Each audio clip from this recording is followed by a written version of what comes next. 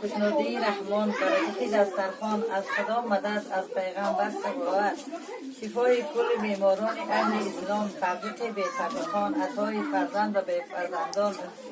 برکت این خانه آبی روان این کشتگی های ما را داماد عروس مانه به نور ایمان مشرف کردن فیض بریدانه نحس بخیدانه عمرشان دراز کنه دولت زیاد کنه پروردگار داماد عروس ما را فصلی داشته باشن با مراد باشن برسن این ششتگی ها را با مراد داشتن برسن آمین. الله خبر بیرون